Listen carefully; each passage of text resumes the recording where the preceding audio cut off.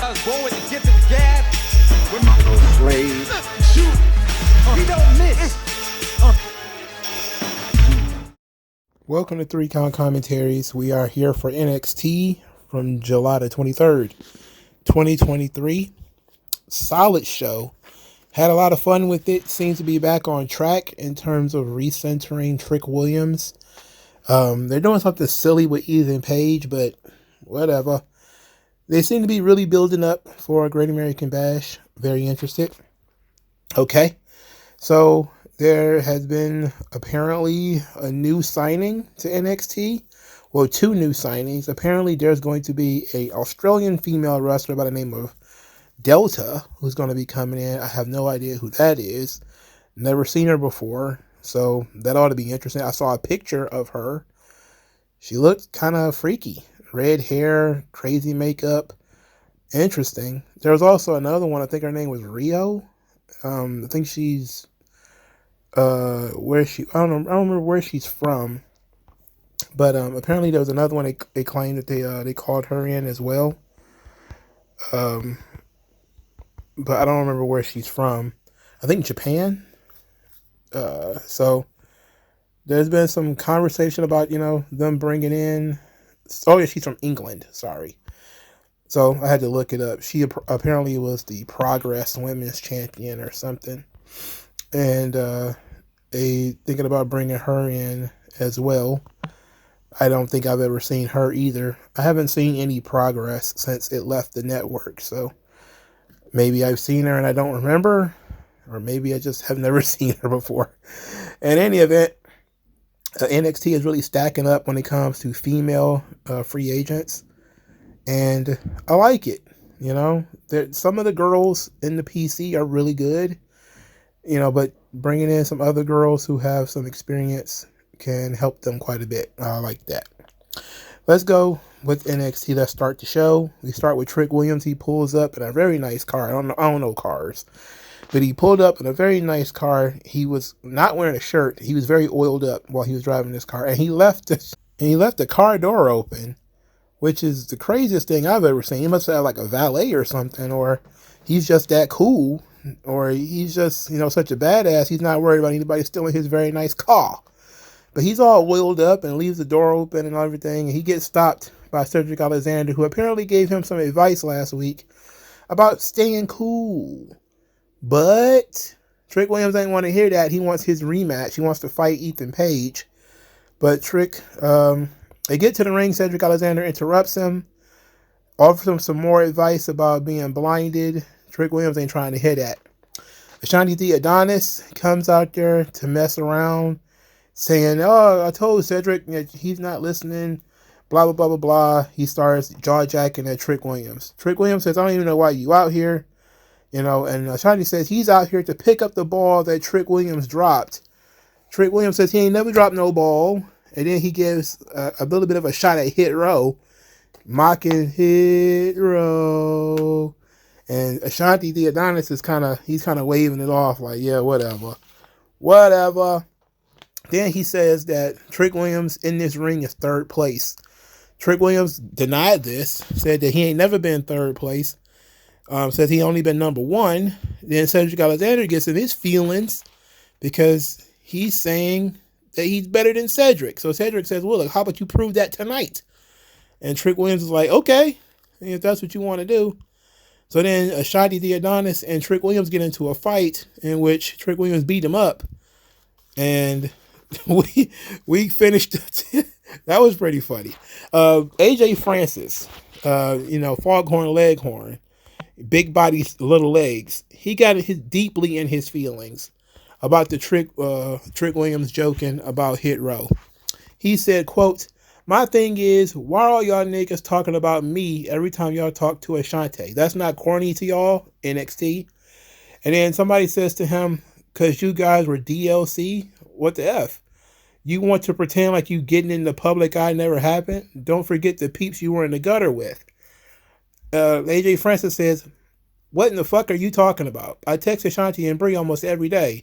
What does that have to do with people mentioning something that hasn't been on WWE TV for 9 months? Because it's part of the history of Ashanti the Adonis." That's why they mentioned it. It wasn't like a random shot at Hit Row for no reason. And why is you so sensitive about this thing, chicken legs? What's the problem? This he taking it so personally. Why everything got to be about you? This is about Ashanti. You know, that's what it's about. About him being a member of Hit Row and it not helping his career. That's what this thing is about. It's not about AJ Francis. Talking about why you talking about me? Anybody talking about you, fool? Anybody care about you? So self-centered, so emotional, so sensitive. AJ Francis needs to go and do something with his legs. I don't know how I don't know how them legs is holding up that upper body. It looks like he's gonna tear everything in his body eventually. Anyway, Trick Williams is backstage saying he will have to do whatever he needs to get Ethan Page to give him a rematch. He's gonna fight anybody he has to fight. And then Pete Dunne got in his face and said he needs to figure it out.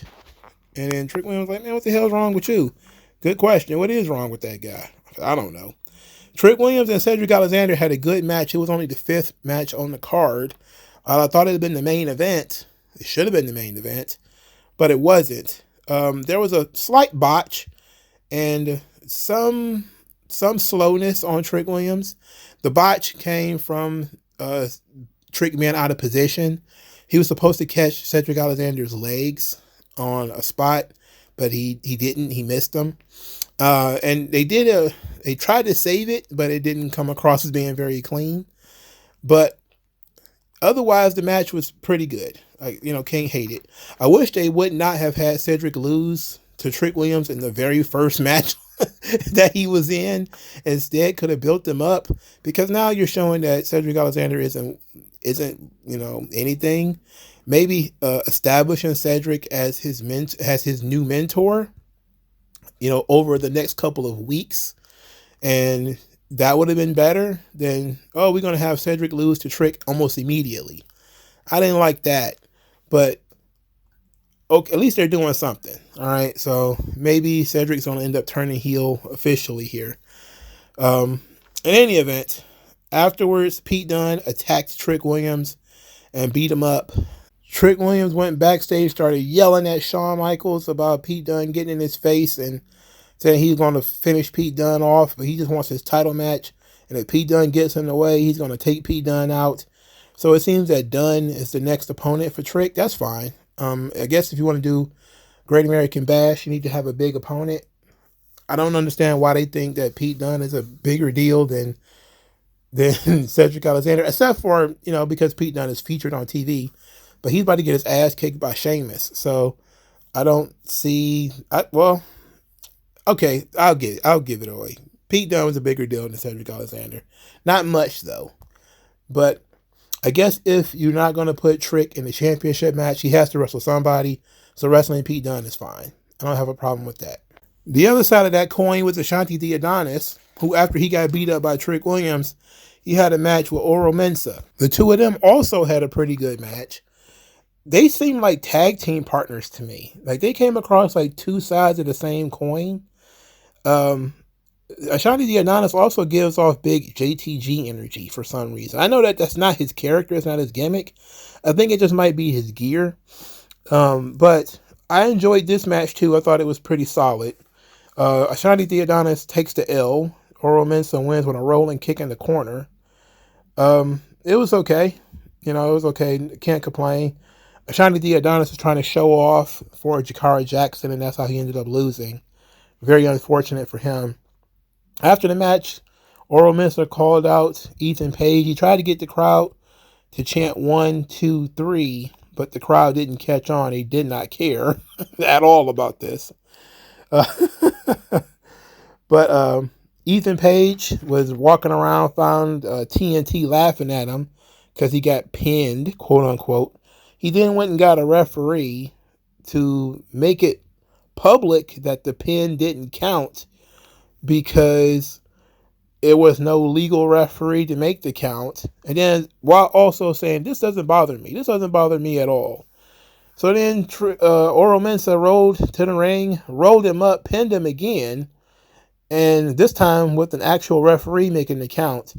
Of course, it still was not a legal match. But the idea being that now Oro Mensah has 2 visual pins on Ethan Page. Well, I like this better when it was just Ethan Page took out Oro Mensah and he wanted revenge. Now that we're doing this goofy ass Ethan Page is getting pinned by Oro Mensah stuff, I don't like this. I don't like this part.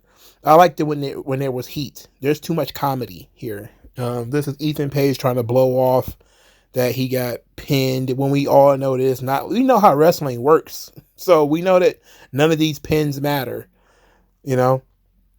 So if it was a tag team match or something like that, I probably would be more inclined to be interested, which, if you were booking this a little bit better, then you would have had a tag team match in which Oro Mensah would have pinned Ethan Page. Instead, I think he pinned Shawn Spears when they had that tag team match. I honestly don't remember how that worked. I know it was a tag team match in which Shawn Spears and Ethan Page lost, and I'm pretty sure Shawn Spears is the one who took the pin. But it wasn't Oro Mensah. I think it was Javon Evans at that point. Anyway, I don't like this joke element of trying to get the 1, 2, 3 count. Oro Mensah is not Sean Waltman. He should be a legitimate threat. He should be angry. I wish his hair wasn't pink. Like, it would really help matters if he didn't have pink hair, but whatever. Ashante Adonis, after he was beat, he went backstage and interrupted some girls and was pretending that he was dying to get the girls to carry him to medical, where he winked at the camera about having the girls' attention, which was very nice. Him being a playboy who is distracted by the girls is very cool. I think that's interesting. All right. Brooks Jensen defeated Josh Briggs with a little help from Shawn Spears, who distracted him. Brooks Jensen got chokeslammed through a table. That's pretty much the only thing I saw. Again, Hillbilly Sami Zayn. I'm not understanding what the interest is in Brooks Jensen. I'm trying hard to like him. It's just that it's not working. And now they've put him with Shawn Spears. And what is my favorite Seinfeld joke? Adjacent to refuse is refuse. It's not my favorite Seinfeld joke. It's one of my favorite Seinfeld jokes. You can't be this close to trash and not be trash yourself. It was an interesting situation where people got very upset with Brooks Jensen online. People saying that he's ripping off the character of Jack Perry, which that is not the case. There's almost nothing in common except he grew a beard and got shaggy over time. There's nothing literally that is the same about the two characters, but a lot of AEW fans swear up and down that, Brooks Jensen's character is based off of Jack Perry, which doesn't make sense. It's stupid. The idea that Brooks Jensen is a guy who's struggling to find his way in NXT as a solo act after, essentially being left behind by his friends, that's what triggered all of this. Not that he was a scapegoat or anything. Like, he wasn't blamed for anything. It's just that everybody around him went on to do other stuff. Fallon Henley wanted to be a singles act, and Josh Briggs wanted to be a singles act, and he did too. And he was forced into being a singles act because nobody else wanted to hang around him. And he cracked up. And now he's going to get the guidance that he so desperately needed from Shawn flipping Spears. Oh, that sucks ass. I can tell you that much. But there's no real, outside of them two guys maybe having the same kind of facial hair, which to me is still, I've been calling them Hillbilly Sami Zayn. I don't see the resemblance between the characters of Brooks Jensen and Jack Perry. But maybe somebody who is really into that thing can let me know what's going on, because I have no earthly idea. All right, so Axiom and Nathan Fraser, they're backstage. They get confronted by the Rascals when they're reminded that MSK never lost the tag team titles, and said, well, this is the Rascals reunion tour. We can put that rematch, the title shot, to the side. There's three of us. There should be three of you guys, Axiom and Nathan Fraser. So they'll find them a new partner.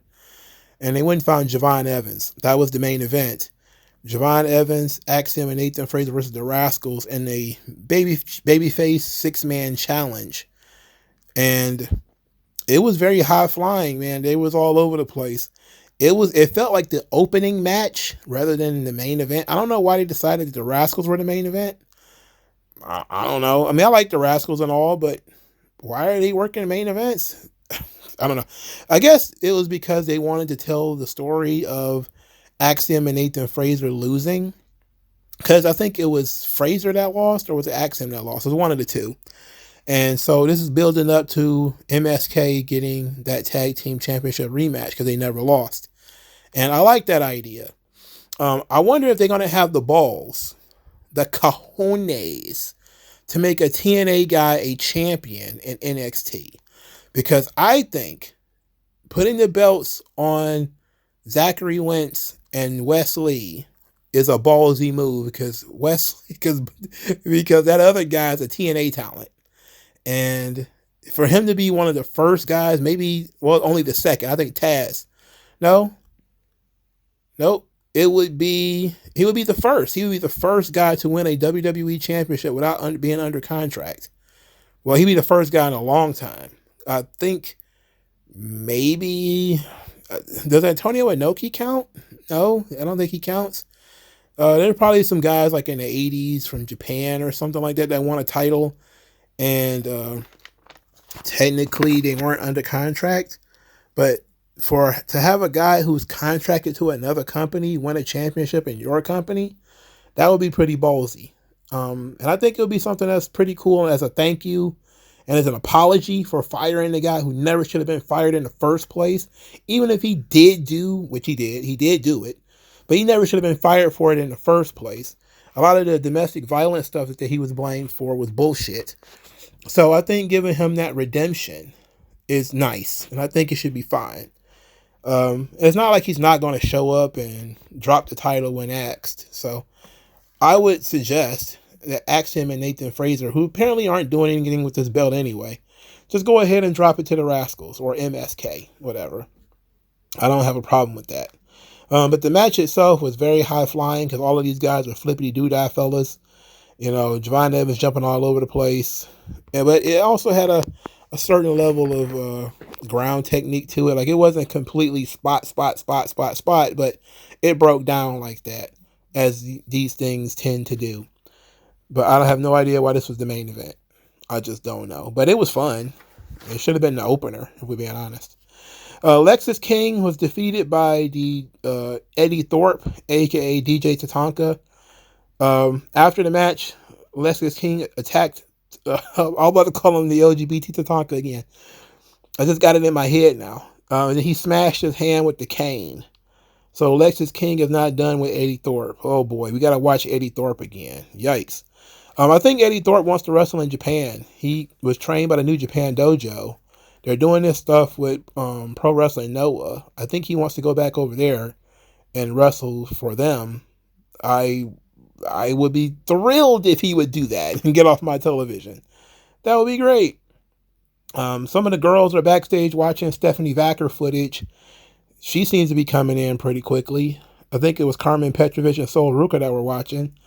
They were talking about the tag team championships and saying, when was the last time those were defended on NXT? That's a good question.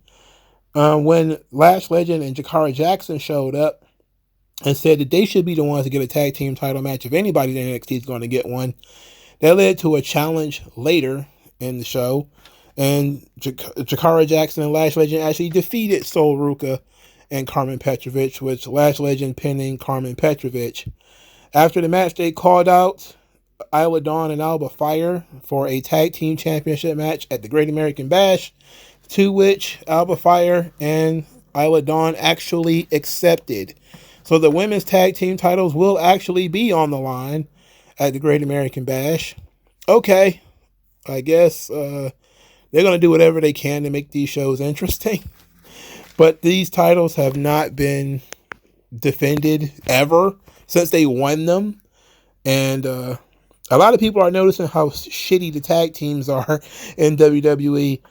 People are noticing that the tag team championships have not made a pay-per-view since WrestleMania, except for the women's tag team titles, which were on Clash at the Castle, and they haven't been defended since Clash at the Castle. So I guess technically they still won't be defended on the pay-per-view because Great American Bash is a TV special. Look, I'm okay with Jakara Jackson and Lash Legend actually winning those belts, but they're not going to do it. I think that the internet is not quite ready for Lash Legend and Jakara Jackson versus Bianca Belair and Jade Cargill. The internet is not ready for that. The Win with Black Women Brigade and the Shea Butter crowd is going to run us off the internet. He's going to have to hide in a cubby hole if they was to pull something like that. Sheesh. I would want them to do it for the lulz, you know. It would be funny for the lulz, but they're not going to do that. Okay, so Charlie Dempsey got a ransom note from Ren Sinclair saying that she saw what he did. He goes to Tony D'Angelo, who tells him to handle it. And, but Dempsey wants Tony D'Angelo to handle it, but he won't. Instead, Ren Sinclair wants to be in the No Quarter Cash crew. And she says that if she doesn't win her match tonight, you never know what she might say and what she might do. So the No Quarter Cash crew actually helps Ren Sinclair defeat Carly Bright, who Carly Bright. There was another girl out there with her. I don't know who that girl is either. They're coming in too fast. We don't have time to really get to know them. They're just dumping all these girls on us. I'm pretty sure this Carly Bright's been around for a while, but I'm saying her name and nothing's sticking. I keep seeing Brinley Reese in my head. I just can't picture this girl anywhere. Anyway, Charlie Dempsey helped her win. So Ren Sinclair didn't get to snitch. Afterwards, Tony D'Angelo was impressed by Charlie Dempsey handling that problem and dodging that bullet. And Dempsey says, look, man, I'm still coming for that cup. And Tony D'Angelo says, well, in honor of the Olympics, I want to wrestle your Olympian, Tavion Heights, and says that he'll give him a chance at the cup at the Great American Bash. So next week, at least I think that's next week, Tavion Heights will wrestle Tony D'Angelo for the Heritage Cup. Tavion Heights is actually pretty good, man. I've been watching a lot of that guy. His hair is very bouncy, but otherwise, I think he's a very talented wrestler. You know, he's a pretty good guy. He needs a character, and I'm not sure what they could have him do, but he certainly needs to work on his gimmick. Next, Chase U got new shirts. Ridge Holland supplies everybody with new shirts. They give Duke some pep talk because he lost to Obafemi, but they say, oh, yes, the golden one is Thea Hale. She's going to be the one to bring a championship back to Chase University. Thea Hale does a sit-down, but she says a year or so ago they would have done a pep rally for her, but she says she doesn't need that anymore, that Chase University trusts her, and that she was upset when people didn't trust Ridge Holland because she's always saw a little bit of herself in Ridge Holland. And through accepting him, everybody has shown confidence and respect. Then she says she's not trying to win this championship just for herself, but also for Chase University because they believed in her. And she wants to win the title for all the little girls who were picked last. I was like, oh, whenever somebody do that, I'm not... It's hard to take them seriously when they say stuff like that. But Thea Hale is... You know, they talk about her growth as a character, her growth as a person, that she's very calm and she seems serene and focused. They're showing maturity for Thea Hale, which is good. Roxanne Perez went and found Shawn Michaels, started screaming at him about not having a sit-down interview, even though she's the champion. So, I don't know what they're doing there. But Thea Hale and Roxanne Perez ought to be fun. Because Thea Hale is actually quite good. And Roxanne Perez, well, she's been carrying the division for a little while. And the company really believes in her. And everything seems to be working out, coming up roses for that young lady. Kalani Jordan watched a video of Tatum Paxley rip the head off of a doll or something. And she's like, was that supposed to be me? Like, well, I can tell you who it wasn't. And Joe Hendry, he's going to have a concert next week. They did a vignette for him. They did a full, 3-minute vignette for Joe Hendry, like he works here. Amazing the amount of investment they put into Joe Hendry. They put more investment into Joe Hendry than they did into people they have under contract already. He's definitely getting poached. A lot of people think, oh, they're going to just steal all the people that they want. They're certainly taking Joe Hendry. There's no question about it. Jordan Grace, most definitely. That's not until like January, because she said her contract isn't up until January. So maybe the next time she's in the Royal Rumble, she'll be actually under WWE contract. But Joe Hendry, they might as well just buy his damn contract. My goodness. The amount of time they're putting into this guy. Gallus was very upset when they heard that Joe Hendry was going to have a concert. And then they found posters all over the car, to which Joe Coffey was actually jumping up and down like a Looney Tunes villain. Like Yosemite Sam or something. What on earth? In any event, they plan to crash the big concert next week. Look, man, this Joe Hendry stuff is funny. Gallus being the foils for this is kind of ridiculous, though, because they suck. They're kind of boring. I like Gallus, but they're not as interesting as they used to be. Not at all. All right, so that was NXT. Very solid show. A probably B minus, C minus, or C plus, B minus show. Not terrible by any stretch of the imagination, but certainly not one of the best. Cora Jade is back working out. She's doing rolls and running in the ring, so she should be back soon. Who knows what's going on with Nikita Lyons. But so they're getting stronger in the women's division. The men's division certainly needs some help at some point. It's probably time to bring some more guys down. And I'm talking like some top level guys that actually will matter on this show. And not, Sean Spears. In order to just jazz things up as you bring in the new women, bring in some guys too. They certainly need some guys too. But what do you guys think about the show? Like, share, subscribe. I'll talk to you guys later. Peace out.